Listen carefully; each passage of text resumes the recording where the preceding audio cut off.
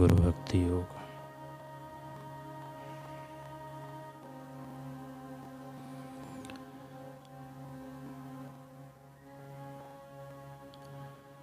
शिष्य में जो गुण होने चाहिए उन सब में गुरु की आज्ञा का पालन सर्वश्रेष्ठ गुण है। आज्ञा पालन अमूल्य गुण है, क्योंकि अगर आप आज्ञा पालन का गुण जीवन में लाने का प्रयास करेंगे तो मनमुक्ता और अहम भाव धीरे धीरे निर्मूल हो जाएंगे। गुरु की आज्ञा का संपूर्णतः पालन करने का कार्य कठिन है, किंतु अंतःकरण से प्रयत्न किया जाए तो वह सरल हो जाता है। गुरु की आज्ञा का पालन विश्व की तमाम कठिनाइयों पर विजय प्राप्त करने का अमोघ शस्त्र है।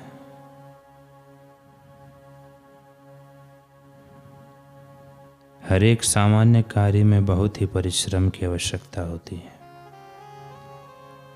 अतः अध्यात्म के मार्ग में मनुष्य को अपने आप पर किसी भी प्रकार का संयम रखने के लिए तैयार रहना चाहिए और गुरु के प्रति आज्ञा पालन का भाव जगाना चाहिए।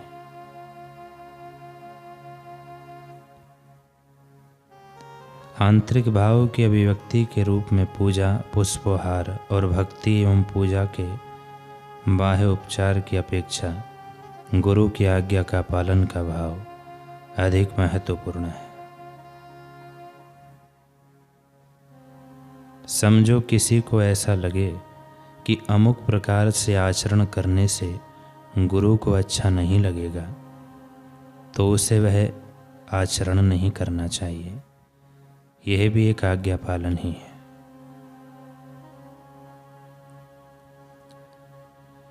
यदि किसी भी मनुष्य के पास विश्व में अति मूल्यवान मानी जाए ऐसी सब चीजें हों, लेकिन उसका मन अगर गुरु के चरण कमलों में ना लगा हो तो समझो कि उसके पास कुछ भी नहीं, वह अति दरिद्र है।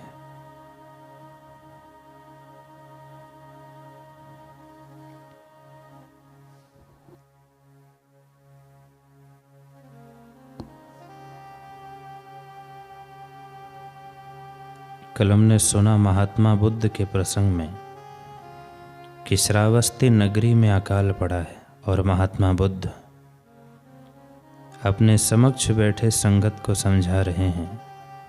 बुद्ध कह रहे हैं कि जो भी आगे कदम बढ़ाएगा उसे फिर कभी पीछे मुड़ना नहीं पड़ेगा। जो भी आज अपना धन कोष लुटाने को तैयार होगा उस पर मैं अपना सर्वस्व लुटा दूंगा, किंतु ईश्वर की कृपा को समेट पाना सबकी किस्मत में कहाँ है।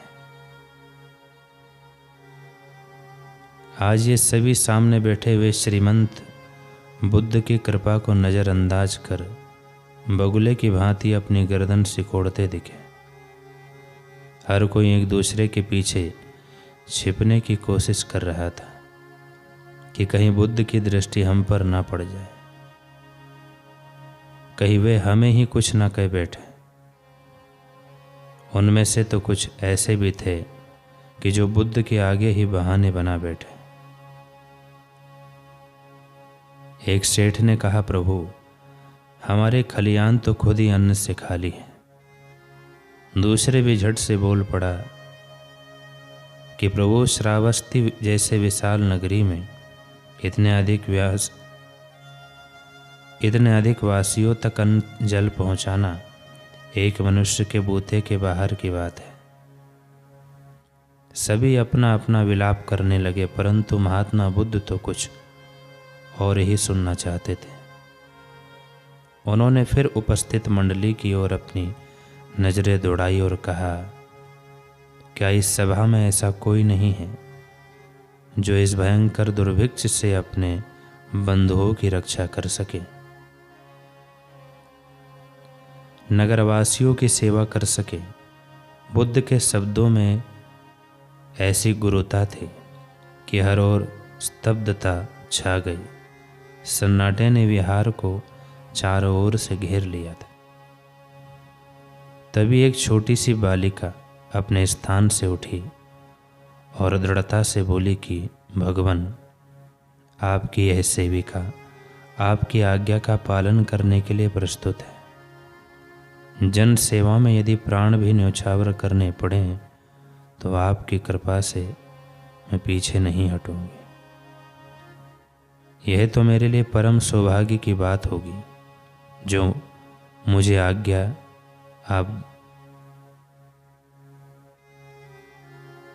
आप आज्ञा दीजिए प्रभु, आज्ञा दीजिए।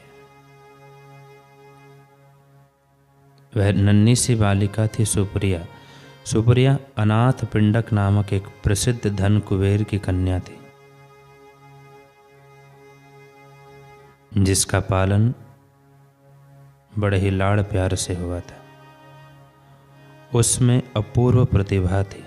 7 वर्ष की अवस्था में वह बुद्ध से दीक्षित हुई थी, बौद्ध धर्म में। सुप्रिया के यह दृढ़ वचन सुनकर उपस्थित जन अवाक रह गए। इस छोटी सी देह के भीतर गुरु आज्ञा को पूर्ण करने का जो अद्भुत जोश और उत्साह था, वह सब उससे बिल्कुल अछूते थे। तभी तो कईयों के चेहरों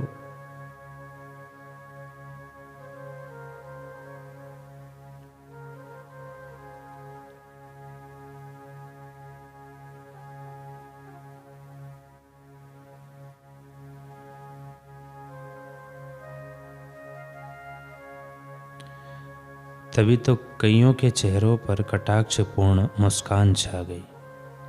सारी सभा में फुसफुसाहट होने लगी, परंतु महात्मा बुद्ध सुप्रिया को देखते ही उनका चेहरा शांत, शीतल और सौम्य हो गया। आंखों में करुणा और होठों पर मधुर मुस्कान फैल गई। मिश्री सी मीठी घुली सी उनकी वाणी में।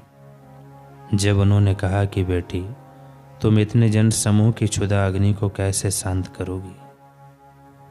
सुप्रिया ने अपना भिक्षा पात्र महात्मा बुद्ध के आगे कर दिया। गुरुदेव, जब तक इस तन में एक भी श्वास बाकी रहेगी, तब तक आपकी यह शिष्या चैन से नहीं बैठेगी। मैं गली गली में जाऊंगी, द्वार द्वार पर अलख जगाऊंगी।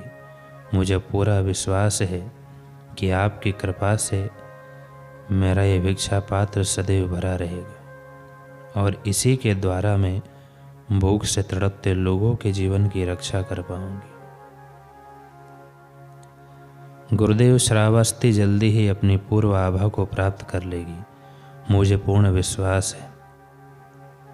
महात्मा बुद्ध ने भी अपने दोनों हाथ आशीर्वाद की मुद्रा में उठाते हुए कहा, तथास्तु। सुप्रिया ने बुद्ध को प्रणाम किया और सभा विसर्जित हो गई। वह सब क्या था? सुप्रिया को एक ऐसा लक्ष्य साधना था जो असंभव भी था और संभव भी। सांसारिक दृष्टिकोण से सांसारिक व्यक्तियों के लिए बिल्कुल असंभव, परंतु गुरु भक्ति में रची बसी गुरु सेवा में निकली साधिका के लिए बिल्कुल संभव। सुप्रिया ने अपना भिक्षा पात्र उठाया, गुरुदेव को मन ही मन प्रणाम किया और निकल पड़ी नगर की ओर।